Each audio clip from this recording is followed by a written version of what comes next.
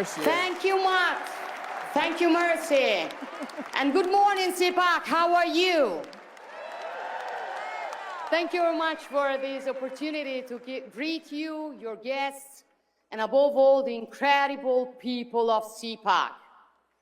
You know how much I value this gathering, and I couldn't miss this edition, even if only from afar.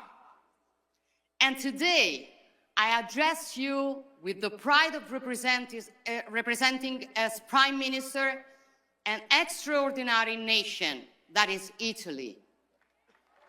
A nation with a deep, unbreakable bond with the United States. And this bond is forged by history and shared principles. And it is embodied by the countless Americans of Italian descent who for generations have contributed to America's prosperity. So to them, allow me to say thank you. Thank you for being exceptional ambassadors for Italian passion, creativity, and genius. To this incredible nation, Italy, I dedicate my full energy. Our government is tirelessly working to restore Italy's rightful place on the international stage. We are reforming, modernizing, and reclaiming our role as a global leader. We aim to build an Italy that once again amazes the world. Let me tell you, we're proving it. The mainstream propaganda machine predicted that a conservative government would have isolated Italy, deleting it from the map of the world, driving away investors, and suppressing fundamental freedoms. They were wrong. Their storytelling was fake. The reality is that Italy is thriving. Employment is at a record high, our economy is growing, our fiscal policy is back on track, and the flow of illegal migration has decreased by 60% in the last year.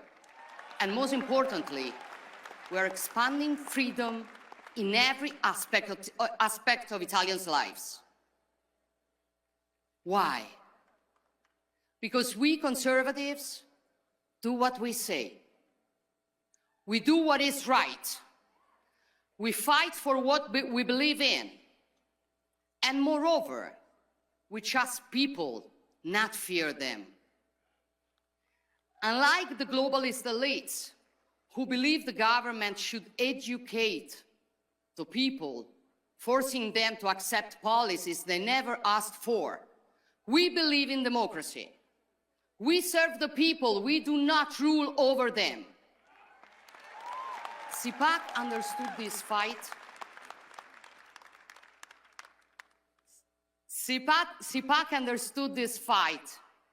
And again, I want to thank you for that. You have never given up, even in the toughest moment. You have fought for a new victory. You have built a global network that has given a voice to millions who were silenced, so that conservatives everywhere would know they are not alone. And we are not alone, right? CPAC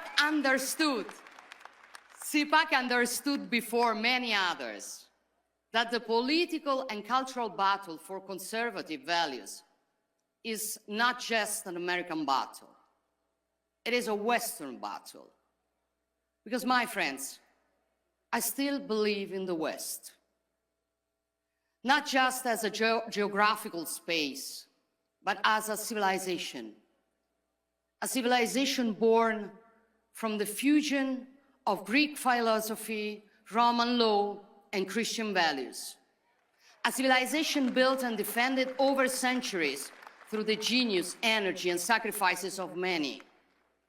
When we say West, we define a way of understanding the world where the individual is central, life is sacred, all men are born equal and free, the law applies equally to all, Sovereignty belongs to people, and freedom comes before everything else.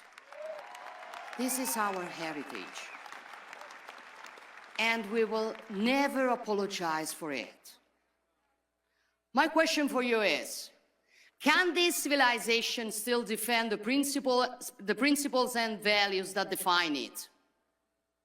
Can it still be proud of itself and aware of its role? I think so. So we must say loudly and clearly to those attacking the West from the outside and those sabotaging it from within with virus of cancel culture and woke ideology, we must say to them that we will never be ashamed of who we are. We affirm our identity. We affirm our identity and work to strengthen it, because without a deep-rooted identity, we cannot be great again. The radical left wants to erase our history, undermine our identity, divide us by nationality, by gender, by ideology, but we will not be divided, because we are strong only when we are together. And if the West cannot exist without America, or rather the Americas, thinking of the many patriots fighting for freedom in Central and South America, then it also cannot exist without Europe. Our adversaries hope that President Trump will move away from us. But knowing him as a strong and effective leader, I bet that those who hope for divisions will be proven wrong. I know some of you may see Europe as a distant or even lost. I tell you, it is not. Yes, mistakes have been made, priorities have been misplaced, especially due to ruling classes and mainstream media that imported and replicated in the whole continent the most reckless theories of American liberal leftism. These are the same elites who were recently outraged by J.D. Vance's speech in Munich, in which the Vice President rightly stated that before discussing security, we must know what we are defending. He wasn't talking about tariffs or trade balances on which we will each defend our interests while preserving our friendship. We don't need to say how interconnected our economies are and how the unpredictable results of a trade clash would play into the hands of other great powers. Vice President Vance was discussing something deeper: identity, democracy, freedom of speech. In short, Europe's historic role and mission. Many pretended to be outraged, calling for European pride against an American daring to lecture us. But let me tell you, as someone who is proud to be European, first, if those who were outraged had shown the same pride when Europe lost its strategic autonomy, tying its economy to autocratic regimes, or when European borders and our way of life were threatened by mass illegal migration, now we would live in a stronger Europe. Second, these ideas are not new for many of us. Brave European leaders have been saying this for a long time. I've said them many times before, even from the CPAC stage, urging Europe to rediscover its true and deepest soul, which has been sacrificed on the altar of wokeness, bureaucracy, and mercantilism. These are common sense ideas, now shared by a majority of European citizens, as election results have shown. So Europe is far from lost, and it will never be lost as long as conservatives remain in the fight. There is a growing awareness There is a growing awareness in Europe that security is now the top priority. You cannot defend your freedom if you lack the means or the courage to do so. Throughout history, Europeans and Americans have shown they are hearers to Pericles' words. Happiness depends on freedom, and freedom depends on courage. We proved this when we stopped invasions, won our independences, and overthrew dictators. And we have done it together the last 3 years in Ukraine, where a proud people fight for their freedom against the brutal aggression.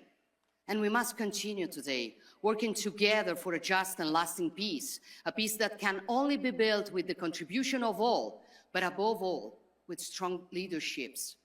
And I know that with Donald Trump leading the United States, we will never again see the disaster we saw in Afghanistan 4 years ago. So, border security, energy security, economic security, food security, defense and national security. For a simple reason, if you are not secure, you are not free. And when freedom is at risk, the only thing that you can do is to put it in the wiser hands. That is why conservatives keep on growing and are becoming more and more influential in European politics. And that is why the left is nervous. And with Trump's victory, their irritation has turned into hysteria. Not only because conservatives are winning, but because conservatives are now collaborating globally. When Bill Clinton and Tony Blair created the global leftist liberal network in the 90s, they were called statesmen. Today, when Trump, Meloni, Milei, or maybe Modi talk, they are called a threat to democracy. This is the left's double standard. But we're used to it. We are used to it. And the good news is people no longer believe in their lies. Despite all the mud they throw at us, citizens keep voting for us. Because simply, people are not naive as the left considers them. They vote for us because we defend freedom. We love our nations. We want secure borders. We preserve businesses and citizens from the green leftist insanity. We defend family and life. We fight against wokeism. We protect our sacred right to our faith and our free speech. And we stand for common sense. So ultimately, our struggle is hard, but the choice is simple. Will we surrender to decline? Or will we fight to reverse it? Will we let our civilization fade?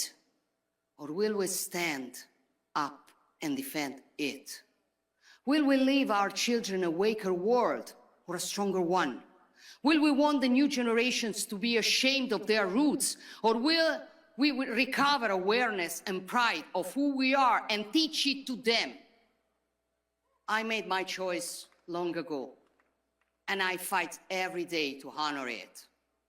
And I know that I'm not alone in this battle, that you are all standing with me, that we are all standing together. And believe me, this makes all the difference. Thank you all. Thank you all. God bless you, and God bless the free nations of the world.